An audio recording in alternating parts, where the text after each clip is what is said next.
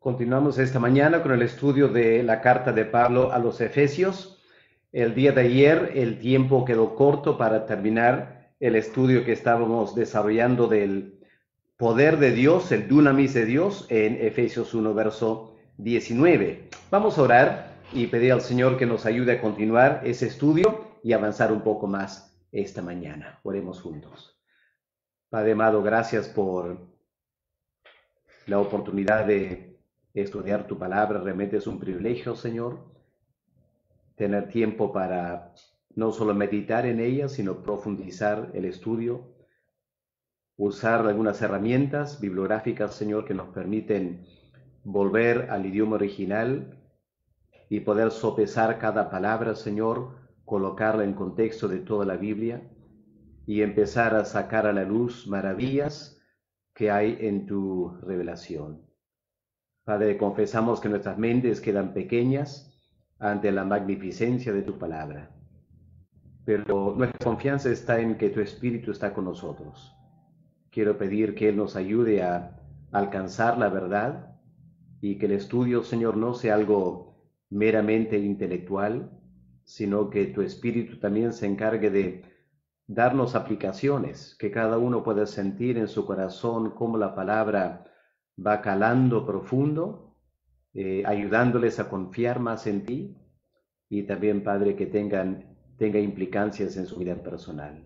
Así que dedicamos este tiempo en tus manos, pidiendo que podamos honrarte y glorificarte en el estudio de tu palabra. En el nombre del Señor Jesús te lo pedimos. Amén. Amén. Ayer estuvimos estudiando este término dunamis, el poder latente de Dios, que Pablo menciona en versículo 19, cuando dice cuál es la supereminente grandeza, y aquí está la palabra de su poder, de su dunamis, para con nosotros los que creemos. Se acordarán que ayer comentamos que hay tres tipos de poder, tres categorías de poder.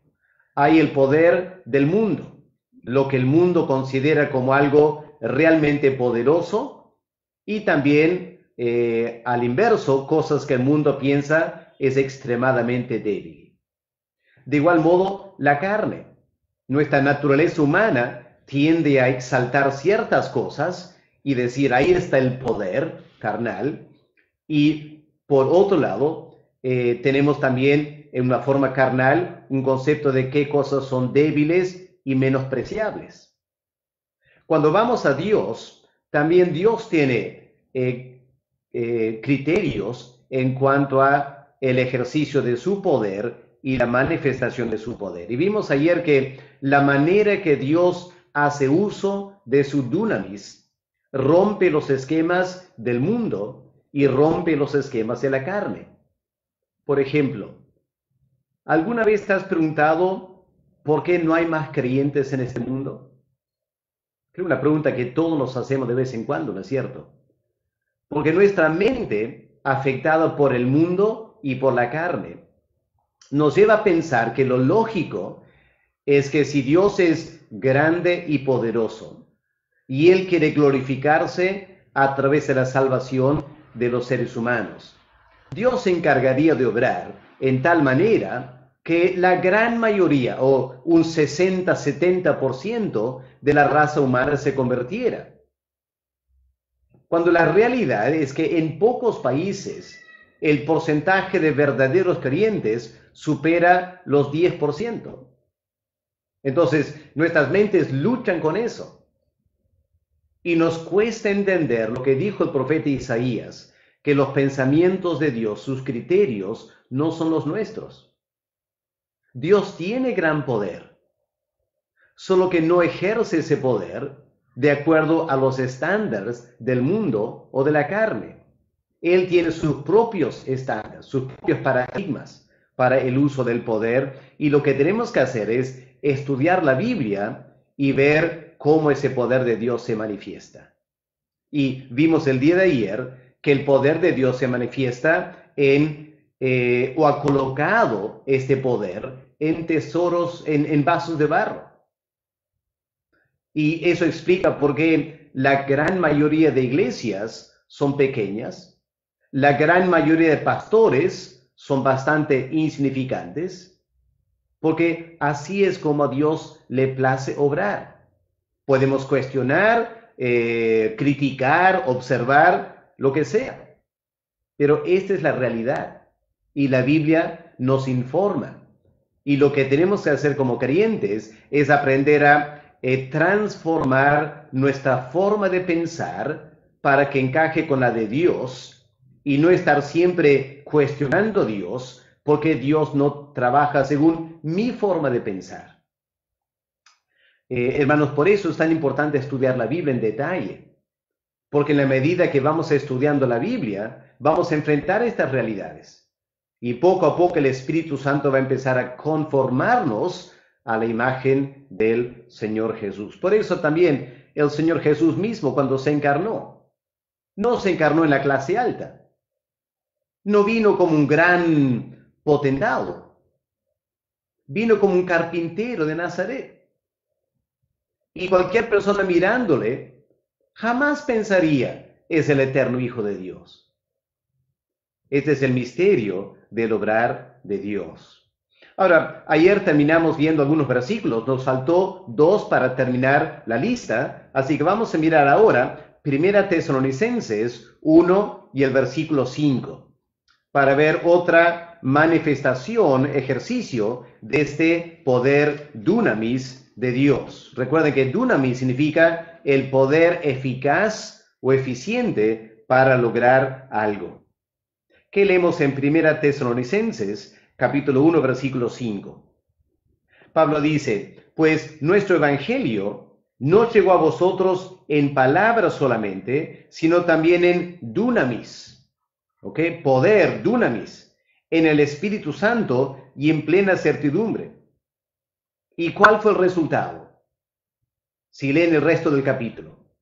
El resultado fue que en 3 o 4 semanas, una gran cantidad de personas en Tesalónica se convirtieron y rápidamente se formó una iglesia evangelística, una iglesia pujante, una manifestación del dunamis, el poder de Dios. Ahora, Pablo había llegado a Tesalónica en el contexto de un viaje por Atenas. En Atenas, la gran ciudad de los filósofos. Y el dunamis de Dios no se manifestó en Atenas. El dunamis de Dios se manifestó en Corinto y en Tesalónica, mas no en Atenas. Porque así Dios se complace obrar. Miren también en 1 de Pedro, capítulo 1 y el versículo 5. Que leemos aquí 1 de Pedro, capítulo 1 y el 5º versículo de esta carta del apóstol Pedro. Es un versículo muy alentador, ¿no es cierto? Porque Pedro dice que sois guardados por el dunamis de Dios, mediante la fe. Qué tremendo, ¿no es cierto? El creyente es un hombre, una mujer, que somos guardados para la salvación. ¿Y cómo somos guardados? Mediante el poder de Dios, el tremendo dunamis, el poder eficiente para lograr lo que Dios quiere, que es nuestra salvación.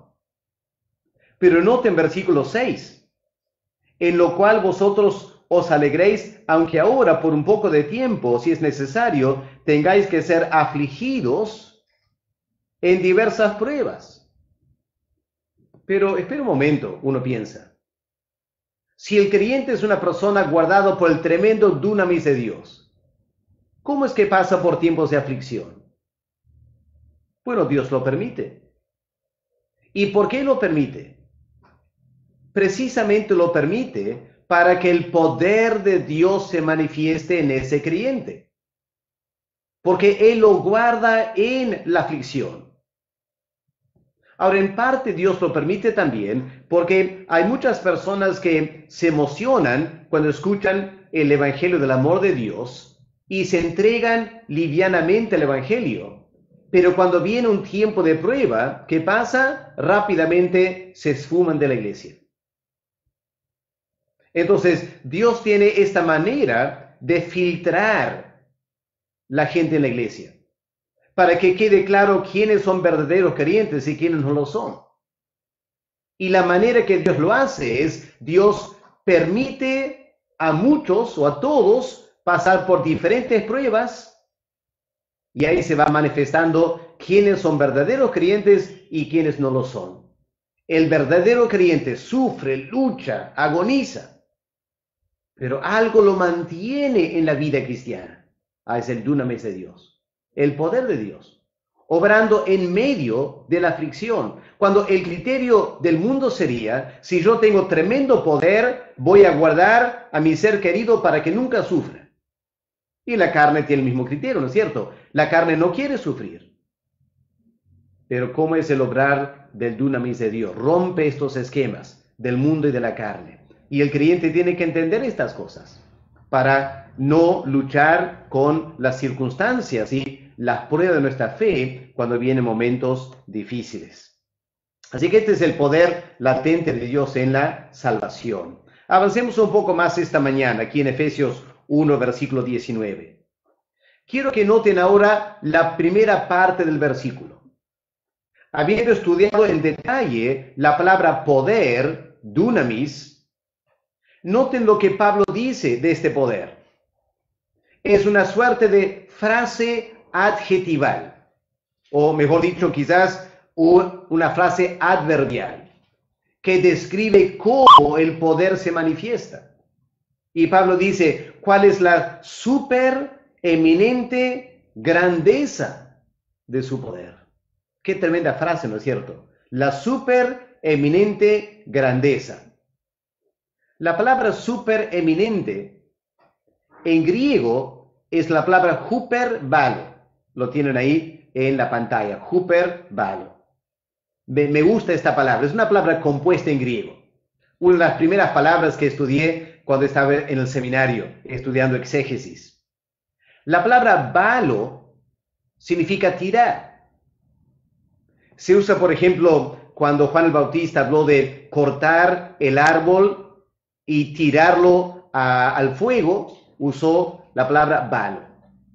Cuando leemos de los pescadores tirando las redes al agua, el verbo es balo. Es el verbo común y corriente en griego para tirar. Huper significa más allá de. ¿Ya? Tirar algo más allá de. Por eso aquí se traduce supereminente. Vamos a ver algunos ejemplos en la Biblia del uso de este verbo para tratar de entender qué es lo que Pablo está diciendo aquí cuando habla del dunamis de Dios es supereminente. Vamos a 2 de Corintios 9 y el versículo 14. 2 de Corintios, capítulo 9, el versículo 14. Pablo dice, asimismo en la oración de ellos, por vosotros, a quienes aman a causa ¿de qué? La superabundante gracia de Dios en vosotros. Ahí está la palabra, superabundante gracia. Ahora, la palabra gracia significa el amor inmerecido. El amor inmerecido de Dios para pecadores. Ahora, traten de usar su imaginación un momento esta mañana al tratar de explicarles lo que esta palabra huperbalo significa, superabundante gracia.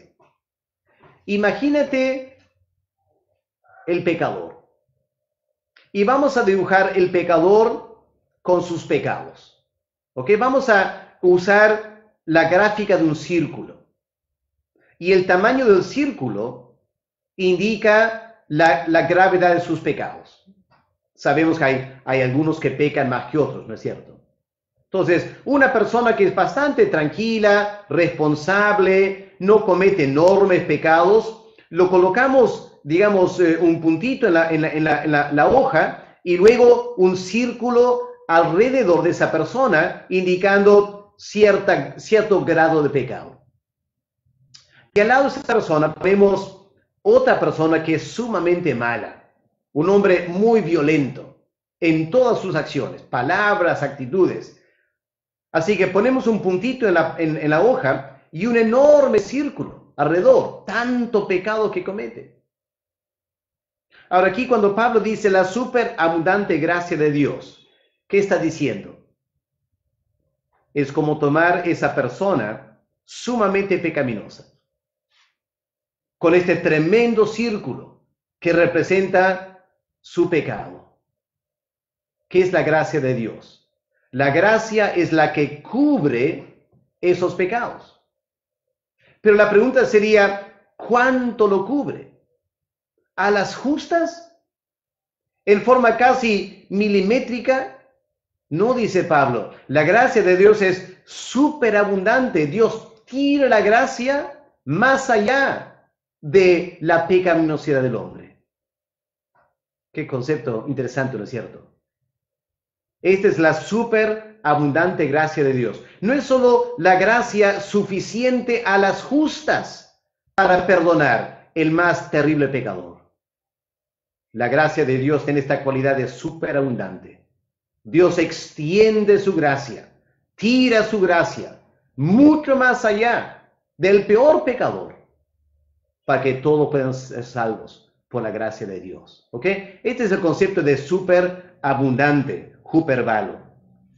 Vamos a Efesios. Miren en Efesios 2, el versículo 7. Aquí está la palabra también. Hyperbalo en griego. Efesios 2, versículo 7. Para mostrar en los siglos venideros las abundantes riquezas de su gracia en su bondad para con nosotros. Otra vez la palabra gracia, ahora con la palabra riquezas, como poniendo un valor monetario a la gracia de Dios. Como Dios pensando, muy bien, tenemos que redimir a los pecadores. ¿Cuánto habrá que pagar para comprar un pecador? Imagínese un hombre que va al mercado para comprar un esclavo. Este es el concepto de redención que la Biblia maneja. Y el hombre pregunta al dueño del esclavo cuánto cuesta, cuánto vale. Y el dueño del esclavo dice, bueno, este esclavo vale $200,000. Y el hombre saca su billetera, empieza a contar y a las justas le da $200,000 y se compra su esclavo. Y hay otro esclavo ahí que es más inteligente, más culto, más educado, y ese esclavo vale mucho más. Digamos, ese esclavo vale $500,000. Y el hombre, bueno, a las justas puede pagar $500,000. Ahora, ¿qué es cuando Pablo dice las abundantes, hyperbalo, riqueza de su gracia? Significa que cuando Dios va de compras al mercado para comprarnos, Él sabe exactamente cuánto nos cuesta comprarnos. Pero Dios tiene, por decirlo así, una billetera, hyperbalo, que se extiende mucho más de lo que jamás se podía pedir, como el costo de un esclavo. Esta es la grandeza. Dios, cuando nos rescata del pecado, Él paga un precio alto, pero no como si lo hiciera a las justas, si fuese un poquito más el costo ya nos podía comprar. No, con Dios hay un hyperbalo de riquezas de su gracia para con nosotros. Ven qué hermosa es esta palabra, ¿no es cierto? El concepto. Vamos a Efesios 3, el versículo 19. Ahora estamos hablando del amor de Dios. Pablo dice en Efesios 3, 19, de conocer el amor de Cristo, que excede todo conocimiento. Esa palabra excede, hyperbalo, que está más allá de todo conocimiento, para que seáis llenos de toda la plenitud de Dios. ¿Qué está diciendo Pablo? Está diciendo que el amor de Cristo es algo maravilloso. Y el creyente va a pasar toda su vida descubriendo, maravillándose del tremendo amor de Cristo para con nosotros. Pero este amor, dice Pablo, excede, hyperbalo, está más allá de todo conocimiento.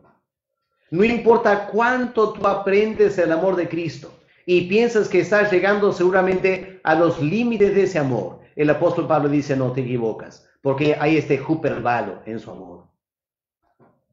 Dios ha tirado la valla muy lejos para entender el concepto del amor de Cristo. Ahora volvamos a Efesios 1, verso 19, a la luz de esos pasajes, y entendamos lo que Pablo está diciendo aquí entonces. Pablo está hablando del poder de Dios, el poder latente en Dios para nuestra salvación. Y Pablo dice, es cierto, dice Pablo, nuestra condición como pecadores era terrible. No es que estábamos un poco enfermos espiritualmente. A un enfermo lo puede sanar. Dice Pablo, es que estábamos ciegos. Bueno, a un ciego lo puede sanar. No dice Pablo, no estábamos solo ciegos, estábamos muertos. Eso ya es imposible, ¿no es cierto? Pero ¿cómo es el poder de Dios? Es hyperbalo. Es un poder que va más allá de nuestra necesidad. Es tan tremendo el poder de Dios que no hay nada en nosotros que Dios no puede resolver. Nada en nosotros que Él no pueda arreglar. Porque el poder de Dios no solo es grande, no solo tiene grandeza, sino hay este hyperbalo, la supereminente grandeza del poder de Dios. Claro, lo que está pasando aquí es que Pablo no encuentra palabras para describir un poder infinito. ¿Cómo comunicar el concepto de poder infinito? Es como ayer hablamos de una bomba de agua en un edificio, ¿no es cierto? Imagínate que yo digo, necesito renovar la bomba en mi casa, de 2, 3 pisos. Y alguien viene y dice, pastor, ¿sabe que yo tengo una bomba para usted? Permíteme traer la bomba. Y el hombre viene e instala la bomba. Y yo le digo al hombre medio dudoso, hermano, ¿esta bomba alcanzará a bombear hasta 3 pisos? Y él dice, pastor, esta bomba es hyperbalo. Esta bomba te da para 200 pisos. Así que no tienes ningún problema, pastor. Puedes construir 5, 6, 7, 8 pisos. Esta bomba para agua es hyperbalo. Excede toda tu necesidad. Qué tremendo, ¿cierto? Ahora, lo que Pablo está haciendo aquí, está orando por estos creyentes. Está pidiendo que Dios alumbre los ojos de su entendimiento para que entiendan la esperanza, para que entiendan su herencia y ahora para que entiendan no solo el poder de Dios, no solo la grandeza del poder de Dios, sino el hyperbalo de la grandeza del poder de Dios. Hermanos, si tan solo entendiéramos esto, hermanos, el creyente jamás dudaría. El creyente jamás tendría temor. El creyente sería, como dice el apóstol Pablo, en todas estas cosas somos más que vencedores. Si tan solo entendiéramos la enorme grandeza del poder de Dios. Ahora algunos dirán, pero bueno, pastor, qué lindo escuchar todo esto y ya me ha convencido que el poder de Dios es muy grande, pero ¿qué tiene que ver conmigo? Ahora tiene todo que ver con nosotros, por lo que Pablo continúa. Porque Pablo dice, la supereminente grandeza de su poder para con nosotros. Ahora aquí quiero notar un detalle hermoso en el idioma griego. Me fascina estudiar el Nuevo Testamento en griego porque hay tanta riqueza para descubrir. Vamos a entender ahora esta frase para con nosotros, qué es lo que realmente significa, porque en español no captamos la idea. Vamos a esta frase entonces, para con nosotros. La preposición en griego, que en español la Reina Valera dice para con nosotros, la palabra en griego es la palabra eis o eis, E-I-S, eis. Y esta palabra significa hacia. Algunos comentaristas lo dicen con respecto a. Aunque realmente no es con respecto a, como voy a explicar en un momento. Permítame mostrarle la gran diferencia entre dos preposiciones en griego que son parecidas, a lo menos cuando se traduce al español, pero que tienen una enorme diferencia latente entre ellas. Primero hay la palabra pros, una preposición. La palabra pros significa hacia, por eso es parecido a la palabra eis. Pros es otra palabra en griego, hacia. ¿Pueden ver la flecha ahí y la cajita? Eso para tratar de comunicarles qué significa la preposición pros.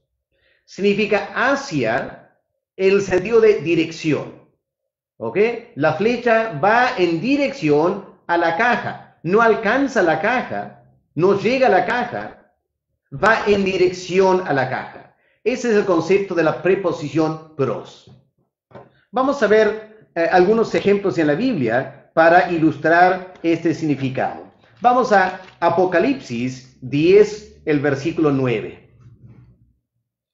Me parece que todo estudiante de la Biblia debe aprender las preposiciones en griego, porque realmente cuando empiezas a analizar el texto en griego, te vas a dar con muchas sorpresas cuando estudias las preposiciones, yo te aseguro. Vamos aquí a Apocalipsis 10, versículo 9.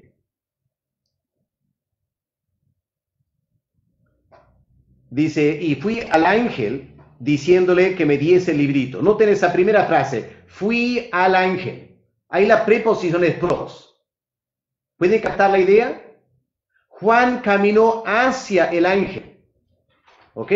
No lo alcanzó, quedó a cierta distancia, como aislamiento social hoy en día, distanciamiento social, a cierta distancia, y le pidió que le diese el libro. Y él se lo dio. ¿Ok? Ahí está la preposición pros, hacia el ángel. Vamos a Efesios 2. Miren esta misma preposición en el versículo 18. Efesios 2, verso 18. ¿Qué dice aquí? Porque por medio de él, los unos y los otros, tenemos entrada por un mismo espíritu al Padre. Pero la palabra al es la preposición pros. Así que literalmente lo que dice es, tenemos entrada por un mismo espíritu hacia el Padre, en la dirección del Padre. Yo sé que en español la palabra entrada parece dar la impresión de ingresar, ¿no es cierto? Solo que el verbo en griego no significa ingresar, la palabra en griego significa acceso. Así que literalmente el versículo 18 es el siguiente. Por medio de él, Cristo, los unos y los otros tenemos acceso por un mismo espíritu en la dirección del Padre, hacia el Padre. Ahora, ¿por qué es importante notar esto, hermanos? Porque aunque el creyente está en Cristo y Cristo está en el creyente no está en Dios el Padre. El creyente siempre mantendrá cierta distancia de Dios el Padre. ¿Saben por qué, hermanos? Porque si estuviéramos en Dios el Padre, no sería necesario un intermediario, un mediador. El mismo ministerio de Cristo, como el mediador entre Dios el Padre y nosotros, indica que el creyente jamás llega a estar en el Padre. Lo que Cristo nos ayuda a hacer es acercarnos al Padre. Y el Espíritu Santo obra en nosotros para que vayamos hacia el Padre. Y por Cristo tenemos acceso mirando hacia el Padre, pero nunca para entrar dentro del Padre. ¿Ok? Y eso es interesante notar ese detalle porque reviste significancia teológica para nosotros en la manera que el creyente se relaciona con las tres personas de la Trinidad. Hay una relación con el Espíritu Santo, hay una relación con el Señor Jesús y hay una relación con el Padre. Y la relación con el Padre es que estamos mirando hacia el Padre. Pero la preposición ais, la que Pablo usa aquí, significa hacia adentro. Ahora, ¿pueden mirar la diferencia en la imagen ahí que tienen en su pantalla? Otra vez hay una flecha y hay una caja. Pero ¿puedes ver a dónde llega la flecha? La flecha ingresa a la caja. Esa es la diferencia entre pros y ais. Pros es ir en dirección a. Ais es ir en dirección hasta entrar dentro de. ¿Ok?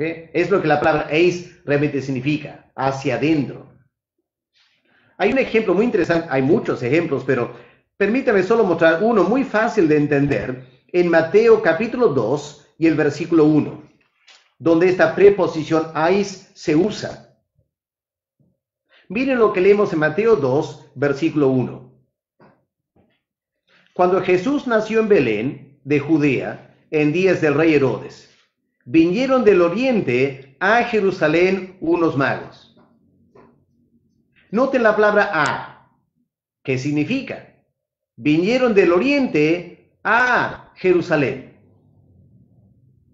Bueno, si la preposición hubiera sido pros, lo que Mateo estaría diciendo es, estos vinieron del oriente con dirección a Jerusalén, pros Jerusalén.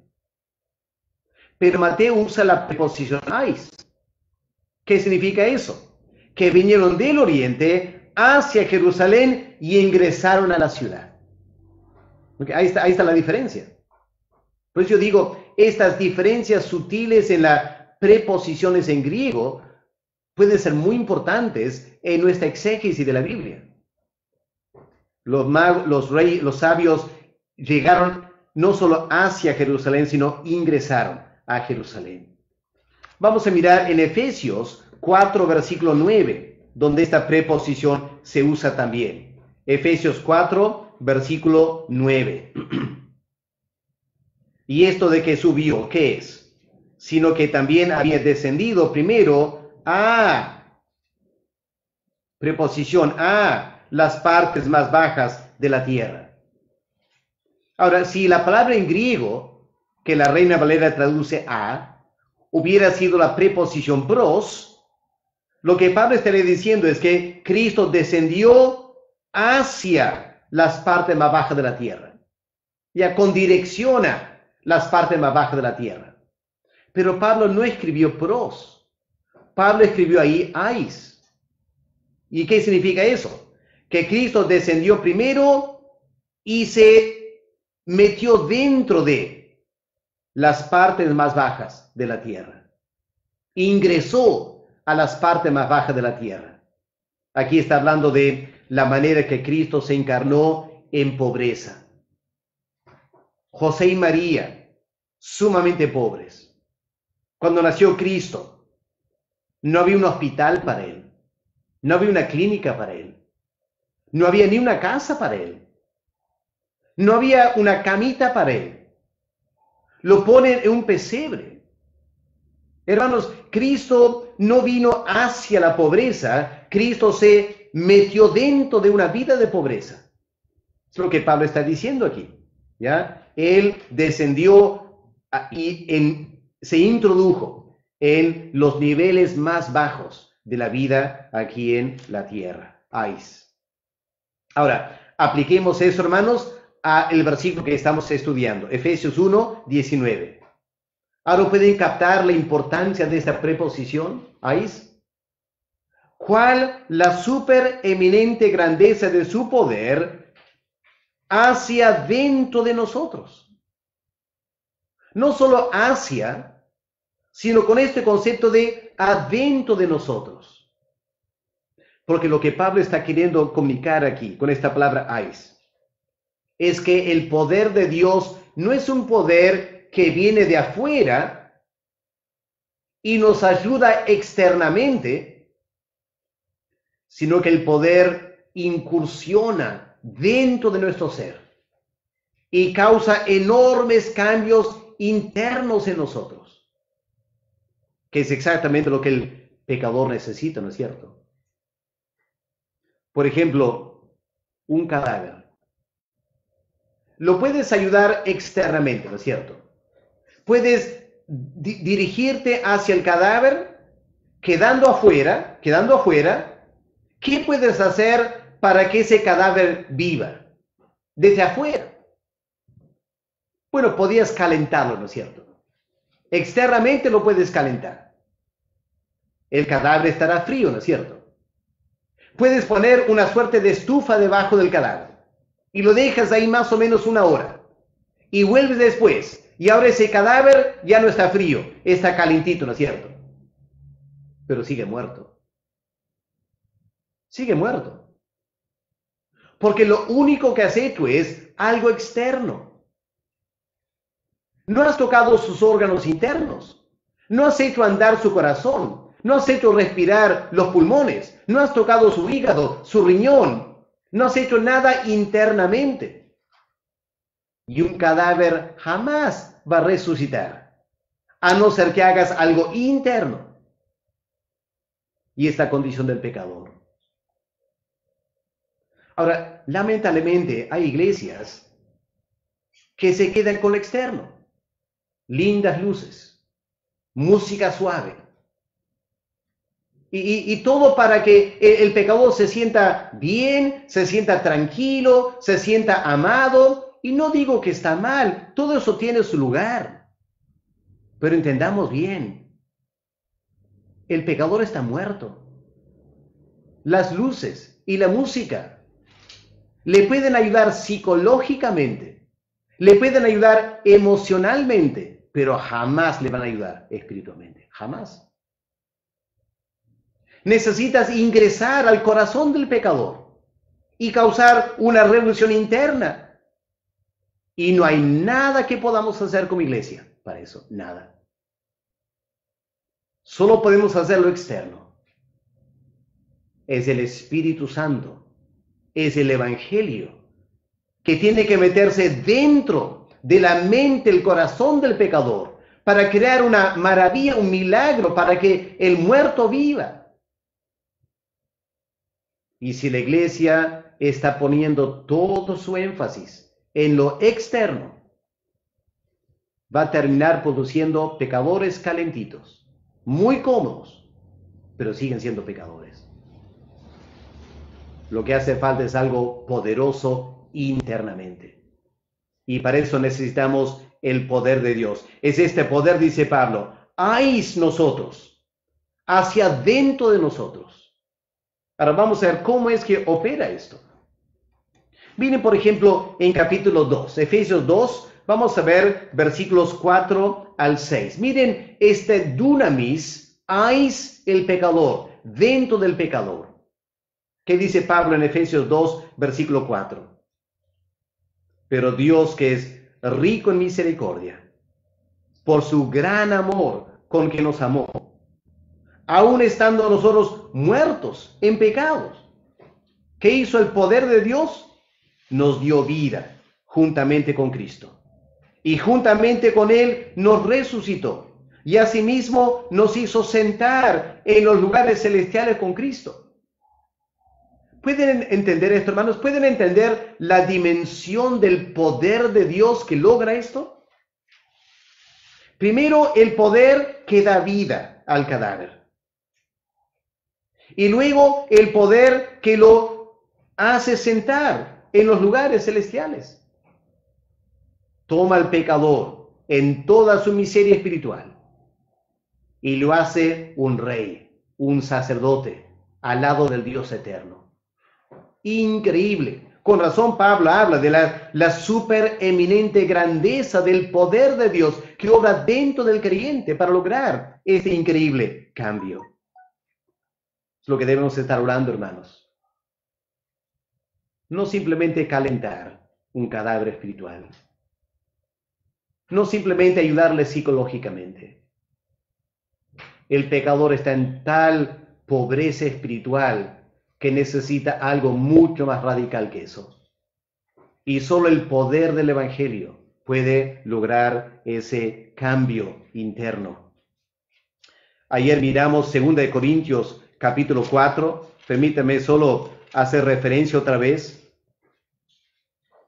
En 2 de Corintios 4, versículo 3 en adelante, vimos esta condición de ceguera espiritual y cómo el Dios eterno obra internamente dentro del pecador para alumbrar sus ojos espirituales, para que entienda lo que es el Evangelio. Pero quiero que miren el capítulo 5, 2 de Corintios 5, versículo 17. Miren cómo Pablo explica qué es un creyente. ¿Qué es un creyente? Según Pablo, 2 Corintios 5, 17, de modo que si alguno está en Cristo, ¿ya? Noten eso, está en Cristo. ¿Qué es? Es una nueva criatura. No es una criatura vieja mejorada. No es una criatura renovada. Es una nueva criatura. Ahora, la pregunta es, ¿quién lo ha hecho una nueva criatura? ¿El evangelista, con sus estrategias y su habilidad verbal, lo ha hecho una nueva criatura? No, el evangelista no puede hacerlo. ¿La iglesia con sus estrategias y métodos de evangelismo lo puede hacer? Tampoco no lo puede hacer. Todo contribuye, obviamente. Necesitamos buenos evangelistas. Necesitamos buenos métodos evangelísticos en la iglesia. Pero el pecador necesita mucho más que eso. Necesita ser recreado. Y la única persona que puede recrear al pecador es el Dios que lo creó al comienzo. Y es el Dios eterno que por su espíritu se mete dentro de ese pecador que está muerto y lo resucita y le hace una nueva criatura. Porque no solo vuelve a vivir como la vida que tenía antes, sino que internamente es alguien totalmente diferente, hasta que la familia ya no puede reconocer qué clase de persona es. Hermanos, me acuerdo mi testimonio personal, si me permiten comentarlo. Hasta los 14 años yo era un gran haragán en colegio. No me gustaba estudiar, no me gustaba el colegio. Yo jalado en matemáticas, jalado en muchos cursos. Era terrible, francamente, en primero y segundo de secundaria. Para mis padres era una gran vergüenza. Y Dios me convirtió. ¿Y sabe lo que pasó cuando Dios me convirtió? Yo pasé del último en el aula al primero en el aula, en un año. Al fin del año llamaron al colegio a mis padres para dar un premio. El mejor alumno del colegio. Una nueva criatura. No era Alex Donnelly un poco mejorado. Era otra persona. Mis padres no podían creer el cambio que Dios obró en mi vida. Es lo que Dios quiere hacer, hermanos. Este es lo que Pablo dice, la supereminente grandeza del poder dentro de nosotros, para hacernos nueva criatura en Cristo Jesús.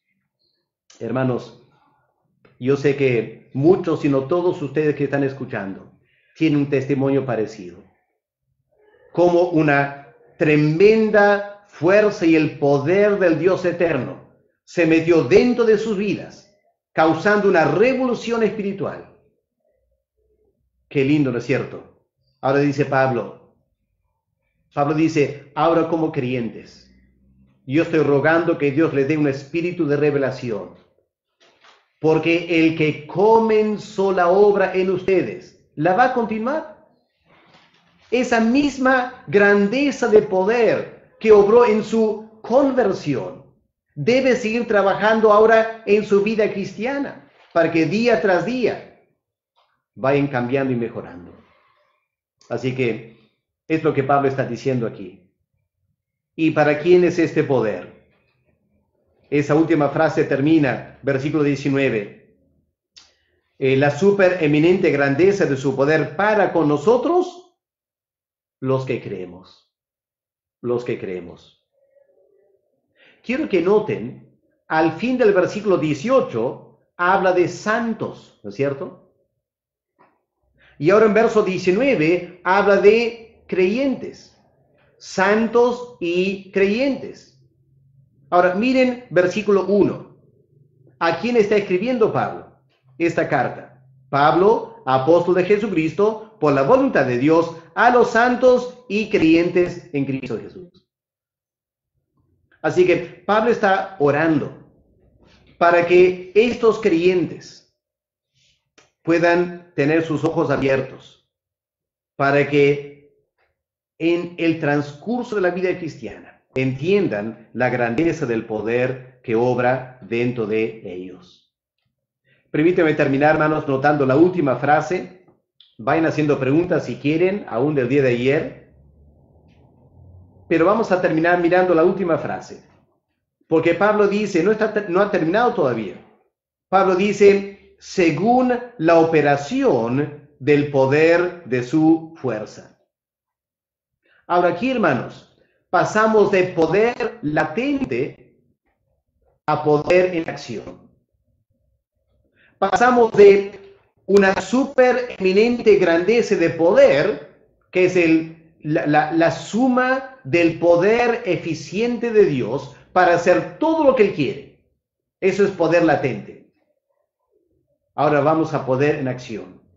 Porque Pablo dice, según, de acuerdo con la operación del poder de su fuerza.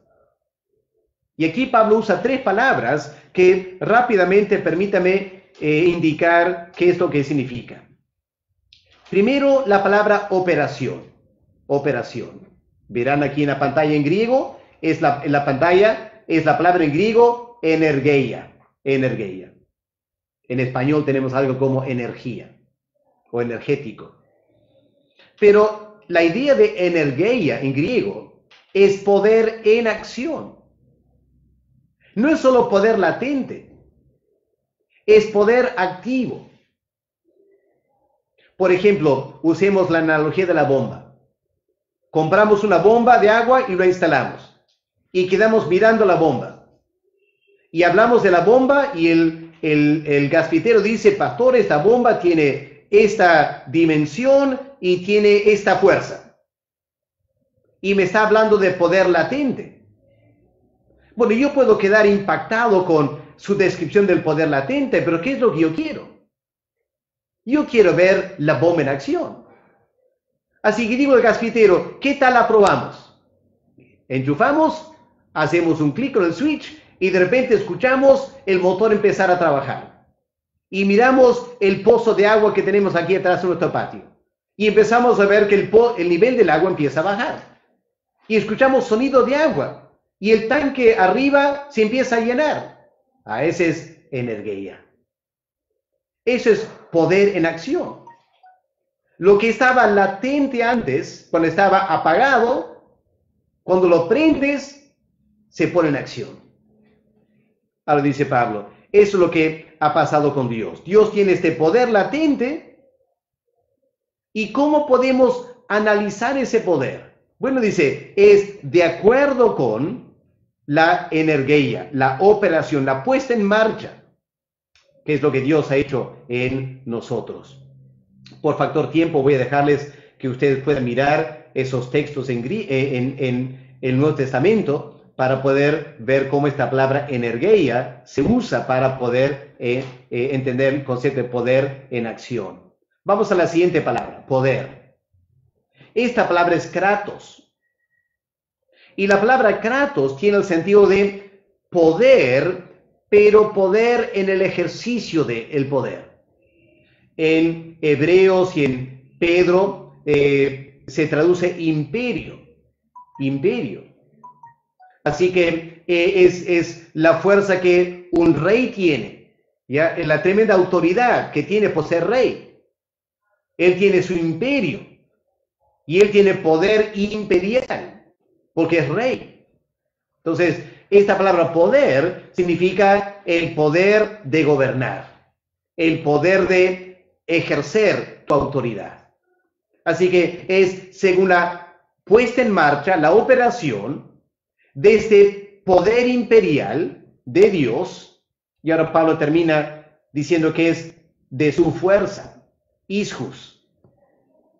La palabra ischus, fuerza, viene del verbo ejo en griego. El verbo ejo significa tener. ¿Ok? Entonces, Ishus es el poder que yo tengo. Es el poder que es mío, es propio. Es el poder que mi rango o mi posición en la sociedad me concede. Este es el concepto de poder. Por ejemplo, digamos, hablemos de una persona que, con todo respeto, no quiero para nada menospreciar una persona así, pero digamos que alguien es el alcalde de un caserío en la Sierra de la Libertad. ¿Ok? Es alcalde de un caserío. Ahora, él como alcalde de un caserío tiene la fuerza, ishus, del alcalde de ese caserío. Y cuando tú necesitas algo, puedes ir a ese alcalde y le pides ayuda. Ahora la pregunta es, ¿cuál es el poder? Ya que es la palabra anterior, kratos. ¿Cuál es el poder que un alcalde de un caserío tiene? Bueno, tiene cierto poder, ¿no es cierto? Puede movilizar ciertas personas, puede tomar ciertas decisiones y puede ayudarte en ciertas áreas dentro de la esfera de su gobierno. Es alcalde de un caserío. Ahora comparemos lo que ese alcalde de un caserío podía hacer en acción, en Ergueia, en comparación con el alcalde de Trujillo.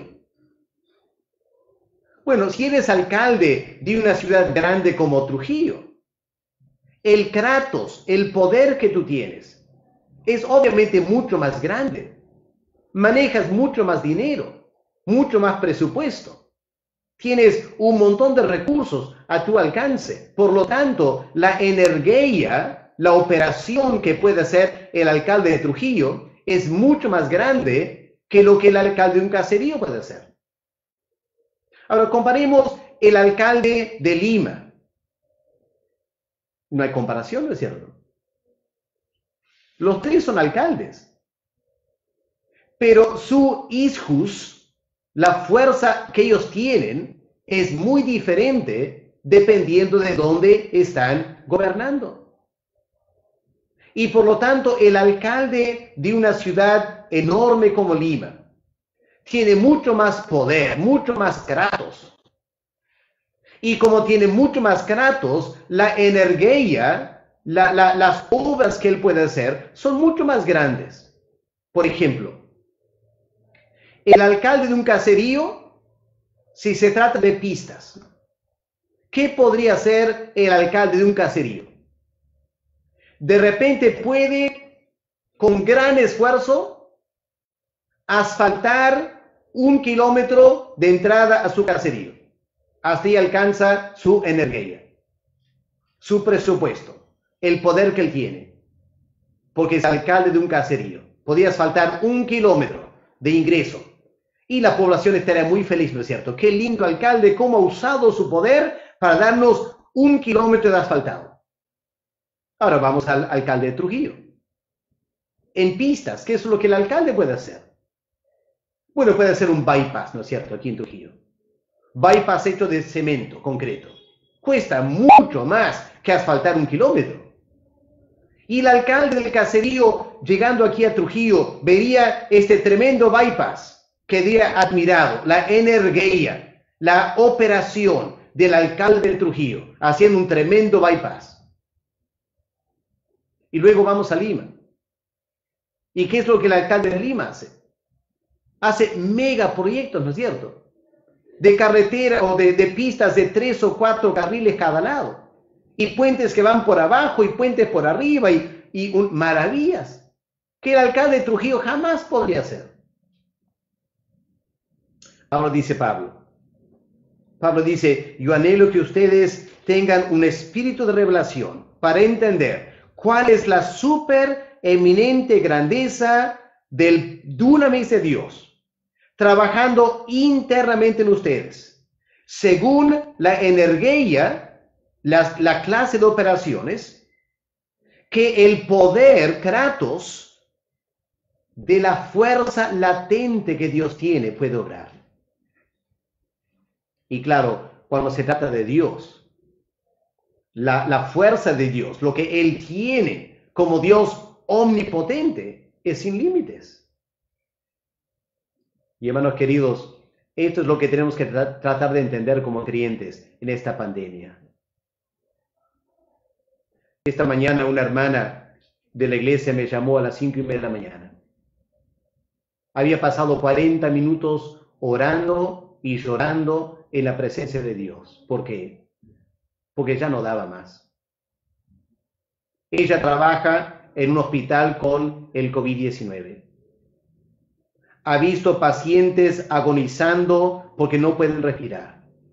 Ha visto pacientes revolcándose en la cama en su desesperación hasta caer en el piso porque no pueden respirar. Y cuando están en el piso, las pobres enfermeras no pueden hacer nada porque pesa demasiado. Y la pobre señorita, después de semanas trabajando así, se levanta una mañana totalmente deshecha, emocional, psicológica, espiritualmente deshecha. Y tiene que ir otra vez al hospital. ¿Qué hace? Dijo, pasó 40 minutos orando, mayormente llorando en la presencia de Dios. Y luego me dijo lo siguiente, pero durante ese tiempo, pastor, Dios se acercó a mi vida en tal manera que nunca antes entendí lo que es la oración. Yo pensaba, dijo ella, que la oración era simplemente lanzar ciertas oraciones al cielo. Nunca capté la idea que en la oración es comunión con el Dios eterno, en tal manera que Él puede recargarme de fuerza. Y me dijo para 5:45, pastor, me siento tranquila, renovada, fortalecida, me voy al trabajo. Esa es la energía de el Kratos, del Dios Todopoderoso, obrando internamente en un ser humano que necesita fuerzas y no tiene más fuerzas. Pero en Dios hay este hyperbalo, super eminente grandeza de su poder obrando en nosotros. Esa hermana es una hermana joven, no un gran líder de la iglesia, pero qué lindo ver cómo va madurando en la experiencia de tener que tratar pacientes en este tiempo. Y hermano, yo les animo, busquemos más a Dios, estudiemos más su palabra, no quedemos limitados con conceptos mundanos o carnales del poder de Dios. Entendamos, pidamos que Dios nos dé revelación para entender el hyperbalo, la supereminente grandeza de su poder que obra dentro de nosotros como creyentes, como sus hijos. Mañana vamos a seguir estudiando y vamos a ver la analogía que Pablo hace entre la forma que Dios obra en nosotros y lo que Dios hizo en Cristo cuando lo resucitó y lo exaltó y lo llenó de gloria y poder. Y Pablo va a decir, la misma manera que Dios obró en su Hijo, es como Dios quiere obrar en nosotros, la iglesia, para que seamos para su gloria aquí en la tierra. Hermano, Dios nos ayude a entender estas cosas. Yo sé que son profundas. Nos hemos detenido bastante para mirar palabras en griego, pero mi interés no es hacerles la vida muy difícil, académico, intelectualmente, sino tratar de ayudarles a entender las maravillas de lo que el texto está diciendo cuando tomamos el tiempo para analizar con cuidado las palabras y tratar de abrir para nosotros todo lo que el texto de la Biblia tiene que enseñarnos. Bien, vamos a parar ahí, hermanos, vamos a tomar algunas preguntas y ahí terminamos esta mañana. ¿Hay algunas preguntas? Todavía no han llegado preguntas, son las 10 con 2, 3 minutos, 4 minutos. Vamos a dar 1 o 2 minutos para ver si alguna pregunta llega rápidamente y si no ya lo dejamos para hoy y nos veremos mañana otra vez para terminar la semana el viernes, el día de mañana.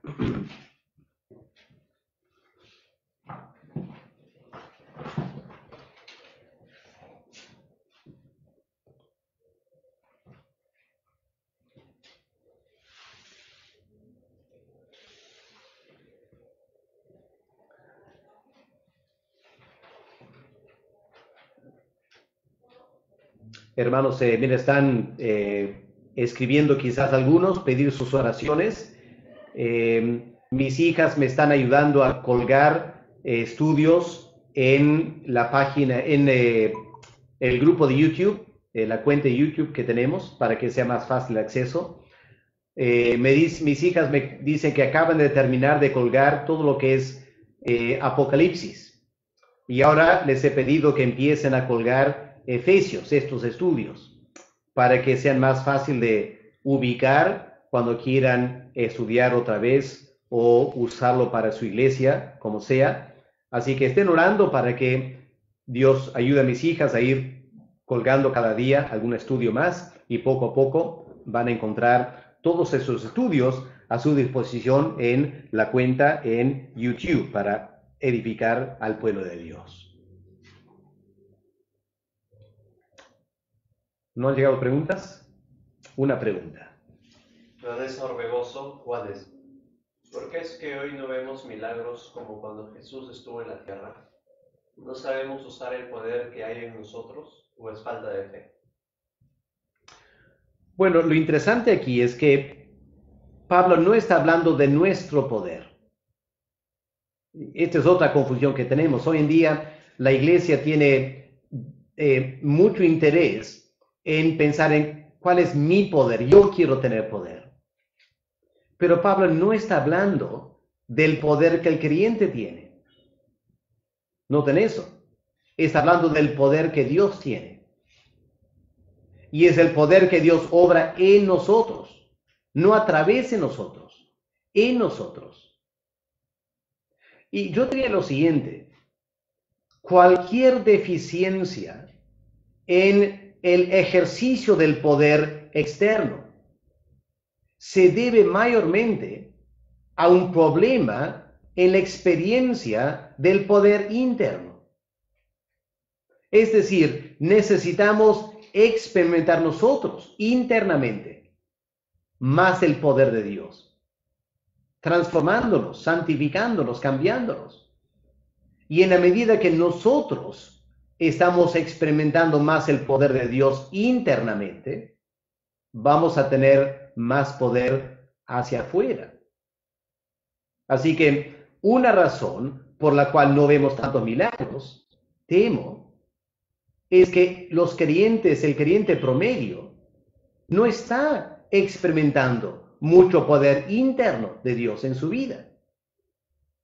Claro, no es la única respuesta, porque todo tiene que ver con el propósito de Dios. Así que, y otra vez, hay un error aquí. Preguntemos al mundo, ¿qué poder te gustaría ver? ¿El poder de un milagro, una sanidad, o el poder de enseñar la palabra de Dios? Ah, quiero ver milagros. Ahí está el problema. Y sin darnos cuenta, caemos en la trampa de pensar que hacer un milagro es más poderoso que predicar el evangelio y ver una persona convertida. O enseñar la palabra y ver una persona edificada en su fe. Falso. Es un criterio carnal de fuerza y poder. Yo me alegro, hermanos. Me alegro que en la Iglesia Alianza Cristiana, aunque no veamos muchos milagros y señales, lo que sea, me alegro que en la Iglesia Alianza Cristiana yo veo mucho poder de Dios en conversiones, en el discipulado, en creyentes creciendo en la fe, madurando, enfrentando diferentes situaciones difíciles, creciendo como creyentes. Ahí está el poder de Dios también. Así que tengamos cuidado de no ser un poquito movidos por los conceptos del mundo. ¿Se acuerdan? Cuando Cristo estuvo en la tierra, los fariseos, ¿qué estaban pidiendo? Ver milagros. Cristo estaba enseñando. A los fariseos no les interesaba la enseñanza, querían ver milagros. Pero ¿cuál fue el problema? Que porque no querían la enseñanza, los milagros no le ayudaban. Porque Cristo hizo muchos milagros. Y aún así no creyeron en Él. El problema no era falta de milagros. el tiempo de Cristo. El problema era que los oyentes no les interesaba su enseñanza. Y lo que marcó la enorme diferencia en Hechos 2, no es que en Hechos 2 Pedro de repente hizo más milagros que Cristo. Es que en Hechos 2, la prédica de Pedro, aunque suene extraño decirlo, la prédica de Pedro tuvo más poder que la prédica de Cristo. Y 3,000 se convirtieron, cosa que nunca vemos en la vida de Cristo. Eso explica lo que Cristo dijo cuando afirmó lo siguiente: mayores obras harán que las que yo hice. No más milagros, pero sí más enseñanza con poder, más conversiones. Eso es lo que Dios quería para la iglesia, no más señales. Así que, solo para balancear esto, pero de todos modos, también tenemos que preguntarnos, Señor, ¿será que quieres obrar milagros si estamos deteniéndote de alguna manera? Es una buena pregunta para hacer. Pero no pensemos que por falta de sanidades, nuestras iglesias no hay manifestación de poder. Hay tremendo poder en conversiones y en vidas madurando. Flor de María Ávila González. Buenos días, pastor. ¿Cuándo sabemos que Dios terminó su obra en el creyente? Gracias por su respuesta. Dios nunca va a terminar su obra en el creyente hasta que lleguemos al cielo y seamos glorificados. Dios tiene dos obras: la obra de conversión y la obra de santificación. La obra de conversión se hace al instante y es unilateral. Solo Dios la hace. Nosotros no hacemos nada. Pero la santificación dura toda la vida. Y en la santificación nosotros tenemos que cooperar con Dios. Y lamentablemente a veces ahí está el problema, que no queremos cooperar con Dios. Y por eso no crecemos en la santidad. ¿Ok? Eso es lo que nos debe preocupar y debemos pedir a Dios que Él nos ayude a ser más activos en el trabajo de la santificación para que el poder de Dios se manifieste más y más en nosotros. Katia Ledesma, ¿la página de YouTube cómo se llama? Se llama, creo que es las letras SC con AD, creo que se llama, ¿no? Algo así. Pero si solo pongan en Google Pastor Alex Donnelly, Apocalipsis. Ahí van a ubicar la página. ¿Ya? Esa es la forma más fácil de ubicar la página. Pastor Alex Donnelly, Apocalipsis. Y ahí van a encontrar la cuenta de YouTube y pueden ver, descargar los videos que están ahí. Alejandro Peter Araujo Tirón. Pastor, en la iglesia cuando vemos jóvenes asistiendo, movidos por emociones, buenas prédicas, eventos, amistades, pero uno discierne que aún no conoce verdaderamente el Evangelio porque pone interés en temas secundarios. ¿Cómo actuar sabiendo que si participa en la iglesia de cierta forma, pero no como debería ser? Bueno, siempre va a ser un problema, ¿no? Creo que cuando el Señor Jesús estuvo aquí en la tierra, había mucha gente movida por los milagros, emocionado por lo que Cristo hacía, que le seguían, y Cristo no los detuvo. No le digo váyanse, pero le dolía en su corazón que no había algo más profundo en ellos. Así que cuando estamos trabajando como pastores, tenemos que mirar las personas en la iglesia y tenemos que ver con tristeza que algunos han quedado con las cosas superficiales. Tenemos que evaluar el ministerio para ver si estamos dando cosas superficiales. Porque si damos cosas superficiales, vamos a producir personas superficiales. Y quizá tenemos que pedir al Señor, Señor, muéstranos cómo tú quieres que trabajemos. De repente estamos dejando que el mundo, la carne, influya en nuestra forma de trabajo. Y tenemos que volver a las Escrituras. Y tenemos que dejar que el Espíritu Santo nos oriente cómo quiere Él que trabaje. Por ejemplo, una cosa que es muy importante, hermanos, es más oración. Más dependencia en Dios en oración, para que Dios haga la obra, y menos dependencia en actividades humanas. ¿Ok? ¿ok? Pero Dios tiene que darnos discernimiento. Yeka Díaz Vidaur. ¿Cómo enfatizar la vida espiritual al nuevo creyente si en muchas ocasiones el nuevo constantemente dice que le gustan a la gente las alabanzas y los teatros? Bueno, es lo que acabo de decir, ¿no es cierto? Si llenamos el culto de cosas interesantes y bonitas, pero al fin y al cabo un poco superficiales, entonces vamos a producir personas que les gusta eso, ¿no? Como alguien ha dicho una vez, si tú atraes a la iglesia personas usando ciertas cosas superficiales para mantener esas personas en la iglesia, tendrás que seguir dándoles cosas materiales, superficiales. Un ejemplo del ministerio de Cristo. ¿Se acuerdan? En Juan 6, una enorme multitud de personas siguen a Cristo. Y al fin del día, ¿qué hizo el Señor? Los alimentó. Francamente, alimentarlos era algo superficial. El milagro fue increíble, pero darles de comer fue un poco superficial. ¿Y qué pasó? El día siguiente, todo el mundo vino otra vez. ¿Y por qué vinieron? Para más pan. ¿Y Cristo qué hizo el segundo día? No les dio pan. El segundo día les empezó a hablar fuertemente. Les empezó a decir, el pan que deben comer es mi carne. El vino que deben tomar es mi sangre.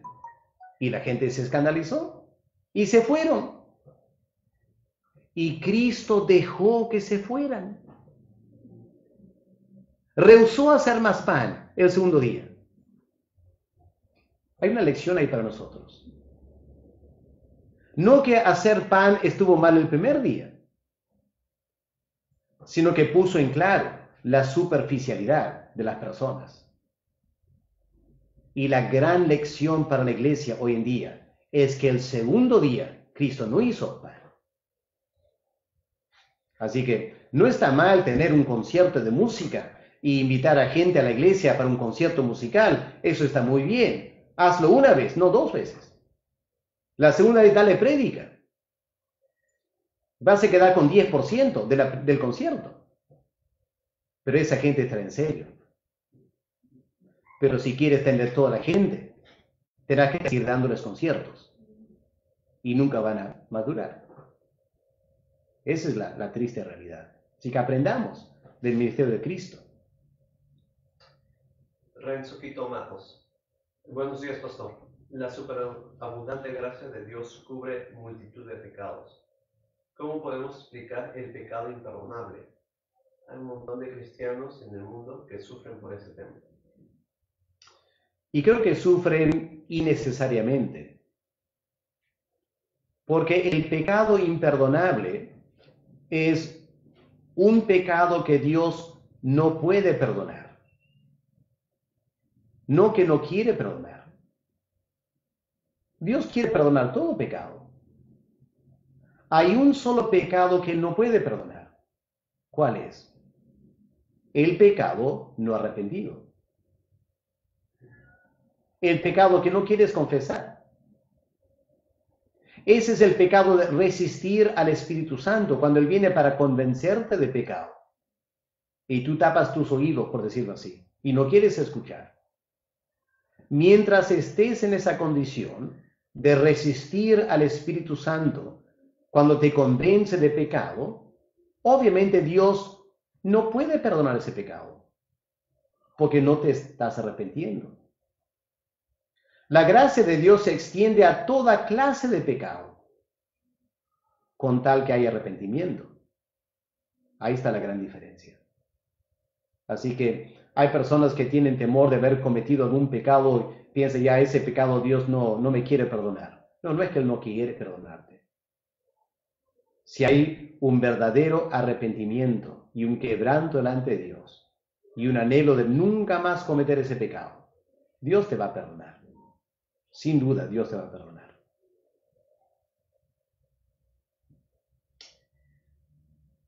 Hernán Pedro Sandoval Valdivieso. Señor, necesito experimentar su poder de manera continua en mi vida. ¿Qué me recomienda, Pastor? Te recomiendo hacer las dos cosas más básicas que el creyente tiene que hacer: estudiar la Biblia y pasar tiempo en la presencia del Señor. Si tú haces eso, lo que va a pasar es que en la Biblia Dios te va a hablar de cosas que Él quiere corregir en tu vida. Y a través de la oración, Él te va a dar la fuerza para querer esos cambios. Y en la medida que el Espíritu Santo va produciendo esos cambios en tu vida, vas a sentir el poder de Dios obrando en ti. Es la forma más sencilla de hacerlo: estudiar la Biblia y pasar tiempo con Dios en oración. Adriano Arteaga Terrones. Pastor, buen día. Dios nos creó como seres emocionales y con sentimientos.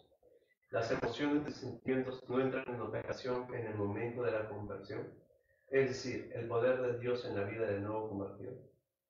Sí, Dios quiere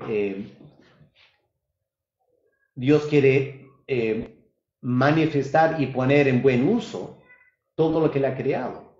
Las emociones son creación de Dios, los sentimientos son creación de Dios. Y lo que la conversión hace es dar mayor energía a esas emociones y esos sentimientos. Pero con esta gran diferencia. En el creyente, los sentimientos y las emociones son el resultado de una obra interna del Espíritu Santo. ¿Ok? Es el resultado de. En otras palabras, el creyente no va tras las emociones. Lo que el creyente debe buscar es ese cambio interno. Y cuando se da el cambio interno, las emociones fluyen como consecuencia. El gran error es cuando hacemos de las emociones la meta y obviamos el aspecto del cambio interno. Y queremos llevar a personas que no han cambiado su vida, pero a tener tremendas emociones. Y eso siempre va a ser superficial y las emociones no van a durar. Ese es el problema. Yo anhelo que en la iglesia haya más emociones. Yo anhelo ver una iglesia llorando, quebrantándose, gritando de alegría y felicidad. Cuando todo eso venga de la palabra obrando en sus corazones. Pero tratar de generar esas cosas aparte de la palabra de Dios, eso no es emociones, eso es emocionalismo. Emocionalismo es dañino, muy dañino, porque es artificial. No busquemos cosas artificiales, busquemos emociones producto de el obrar de Dios profundo en la vida de una persona. Muy bien, gracias por sus preguntas, por su atención esta mañana. Vamos a orar y estamos despedidos acabando el estudio esta mañana. Padre, nos acercamos a ti en el nombre de tu Hijo. Admiramos la grandeza de tu poder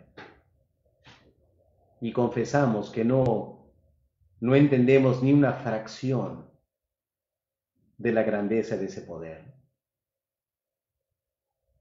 Y confesamos, Señor, que cuando examinamos nuestras vidas, a veces aún nuestras vidas dan poco testimonio de la grandeza de ese poder. Padre, hay mucho más que tú quieres hacer en nosotros. Padre, danos un espíritu de sabiduría y de revelación en nuestro conocimiento de ti,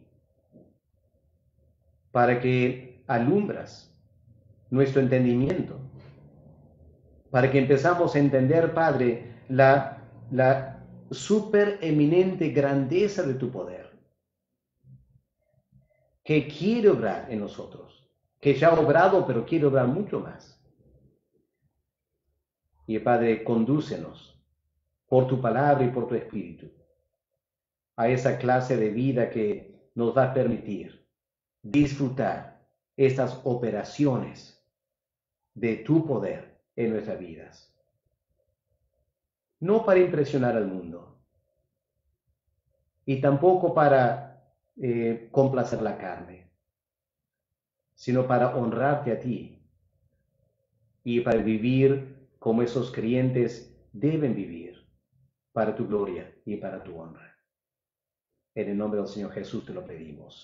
Amén. Amén. Dios le bendiga, hermanos, hasta el día de mañana.